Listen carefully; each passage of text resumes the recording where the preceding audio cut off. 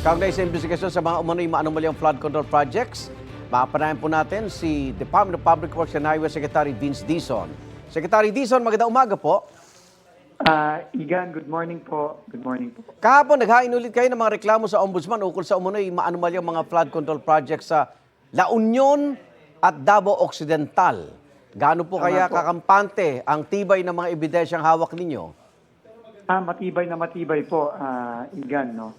Unang-una, yung sa Davao Occidental, ito ay binid out itong proyektong to noong 2021 at ito ay ghost project dahil ilang buwan lang nakalipas pagkatapos ma-award, binayaran na ito ng buo kahit na wala pang proyekto doon. Opo. Meron po tayong mga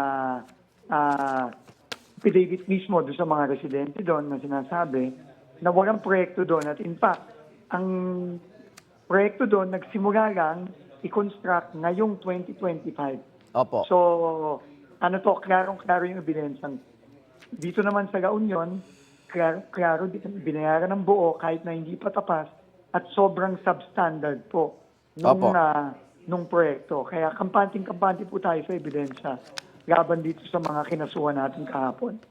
Galit at gigil na po ang tao. Nag-aabang sila. Kailan ba may Tama makukulong, Secretary? Ang sabi po ni Ombudsman Boying Rimulya, yung pong unang kasong final natin nung September 13, no? Yan ang pinakamabilis na may makukulong. Kasama po dyan yung mga notorious na taga First District of Bulacan, Opo. sila Alcantara, sila Hernandez, etc.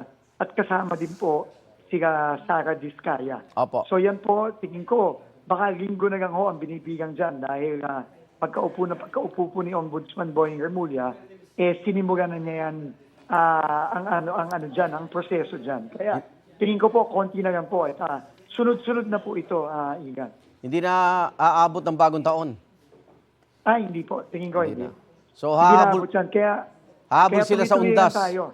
Aha. Okay.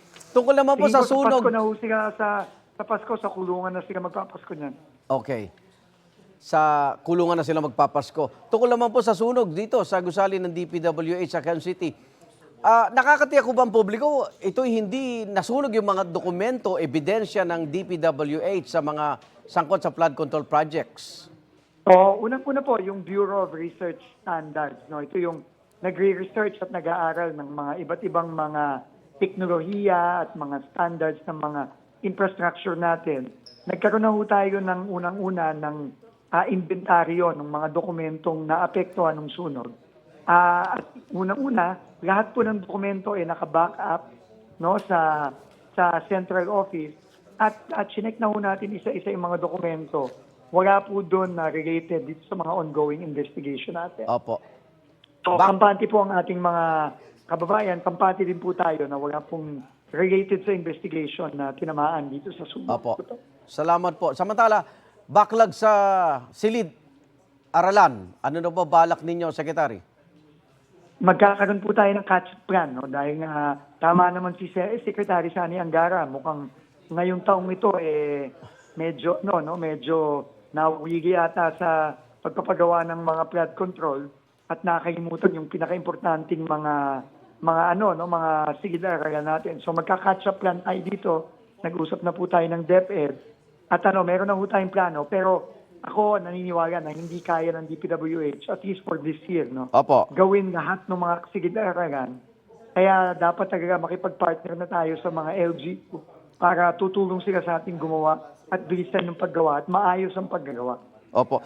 Habol ko lang po ito, batay ho sa review ng inyong departamento rin, natuklasan na mula 35% to 50% ang overprice ng mga public works projects, kabilang ho road projects, mga bridges, flood control. So simula pa lang ho pala mataba na yung budget ng DPWH. Alam mo, dekada na yan, Igan. Oo nga eh. No, napakaraming mga dumaan ng taon, dumaan na administrasyon, dumaan na kongreso, dumaan na budget, na ganyan na ang presyo. Oh. No, kaya kailangan talaga ibaba na yan. So, siguro ayoko lang pangunahan ng ating pangulo, pero sa mga susunod na araw, tingin ko mag-aanunsyo na tayo ng talagang malaking pagbabago diyan. Matatapyasan na ang presyo sa public works. Kailangan na, Igan, kasi talagang napakalaki ng mga diferensya ng mga nakita natin. At pinirisinta na natin to sa Pangulo at tingin ko sa mga susunod na araw may malaking announcement ng Pangulo natin tungkol dyan. Yung burokrasya ho ba, may mga matatanggal na dyan at palitan ng bago? Oo, yun nga po kung sinisimulan na natin gawin. Alam nyo naman, sabi ko nga, dito pa lang sa mga final nating kaso, ang bigang ko na nasa 60 na ang kinasuhan natin. Opo. So siguradong yung 60 na yan, lahat matatanggal yan.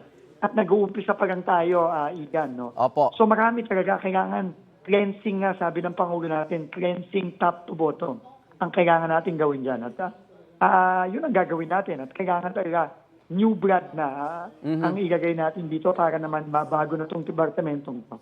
Maraming salamat, DPWH Secretary Vince Dizon. Ingat po kayo. Salamat po, Igan. God bless po. Igan, mauna ka sa mga balita, mag-subscribe na sa GMA Integrated News sa YouTube para sa iba't ibang ulat sa ating bansa.